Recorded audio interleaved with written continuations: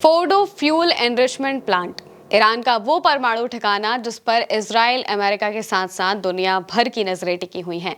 इस पर इजराइल के प्रधानमंत्री बेंजामिन नेतन्याहू ने भी दावा किया है कि वो ईरान के कई परमाणु ठिकानों पर हमला करेंगे, जिनमें फोर्डो प्लांट भी शामिल है। नेतन्याहू का मानना है कि फोर्डो जैसी ईरान की सुरक्षित जगहों पर हमला करने की क्षमता इजराइल के पास है, लेकिन क्या वाकई इजराइल इतना केपेबल है कि ईरान की उस न्यूक्लियर साइट पर हमला करे जो एक पहाड़ी के 295 फीट यानी कि लगभग 90 मीटर की गहराई में है। ईरान के फोर्डो फ्यूल एनरिचमेंट प्लांट को शहीद अली मोहम्मदी न्यूक्लियर फैसिलिटी के नाम से भी जाना जाता है। इस न्यूक्लियर प्लांट फोर्डो को इस तरह से डिजाइन किया गया है कि इसको तबाह करना या फिर नुकसान पहुंचाना बहुत मुश्किल है, लगभग नामुमकिन समझिए।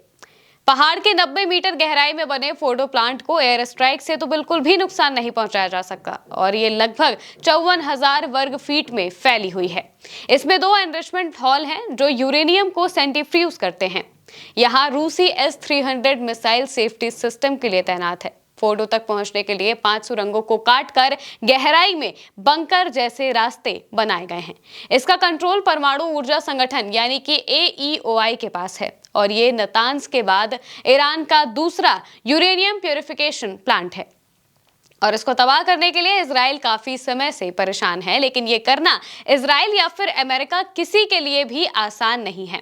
इसे नुकसान पहुंचाने के लिए कई बमों को बार बार एक ही जगह पर गिराना होगा, लेकिन तब भी गारंटी नहीं है कि इस प्लांट को नुकसान पहुंचे ही। हाँ, लेकिन कहा यह जा रहा है कि अगर अमेरिकी हथियारों से इस प्लांट को निशाना बनाया जाए तो नुकसान जरूर हो सकता है। इस खबर के बाद से ही अमेरिका के बस्टर बम की चर्चा होने लगी है। इस बम की बात करें तो ये करीब 30,000 पाउंड का होता है और इसे सिर्फ अमेरिका के पास मौजूद B-2 स्टेल्थ बॉम्बर्स ही गिरा सकते हैं। लेकिन अगर ट्रंप हमला करने का मन बना भी ले तो भी ये इतना आसान नहीं है, क्योंकि सिर्फ बम होने से कोई युद्ध नहीं छेड़ा जा सकता। इसके लिए अंतर्राष्ट्रीय नियमों, सहयोगी देशों की मंजूरी और वैधानिक प्रक्रिया से भी गुजरना होगा, जिसके लिए शायद ही ट्रंप राजी हों।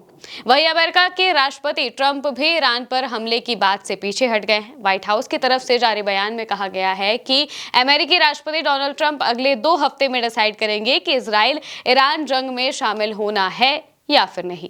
उनके 2 हफ्ते के समय पर भी तमाम सवाल उठने लगे हैं। दूसरी तरफ इजराइल के कई ऐसे बयान सामने आ रहे हैं जिसमें वो अमेरिका के बिना भी इस जंग को जारी रखने की बात कह रहे हैं। ये वही इजराइल है जिसके पास खुद 90 परमाणु हथियार हैं। इसके बावजूद उसे लगता है कि ईरान को परमाणु हथियार नहीं बनाने देना चाहिए और यही एक वजह है जिससे इजराइल और अमेरिका मिलकर लगातार ईरान पर हमला कर रहे हैं। हालांकि ईरान की कई मिसाइलें इसका जवाबी हमला भी इजराइल पर कर रही हैं, जिसको इजराइल का एयर डिफेंस सिस्टम नहीं रोक पा रहा है। हाल ही की बात करें तो ईरान की मिसाइलों ने इजराइल के वीजमैन इंस्टीट्यूट ऑफ साइंस पर हमला किया, जिससे कई लेबोरेटरी तबाह हो गई। इस घटना को ईरान की नैतिक जीत बताते हुए कहा गया कि ईरान इजराइल के प्रमुख संस्थान को नुकसान पहुंचाने में कामयाब रहा और अपने साइंटिस्ट की मौत का भी बदला ले लिया। इजरायली सेना का भी दावा है कि ईरान ने इजराइल पर अब तक 450 मिसाइल और 1000 से ज्यादा ड्रोन्स दागे हैं। तस्वीरों की बात करें तो इजराइल में कई बड़े शहर, कई बिल्डिंगें तबाह हो गई हैं और हर तरफ ईरानी हमले के मंजर ही नजर आ रहे हैं। अब इस युद्ध में आगे और क्या कुछ होता है, ये देखने वाली बात होगी। फिलहाल के लिए बस इतना ही। आप देखते रहिए उल्टा चश्मा UC।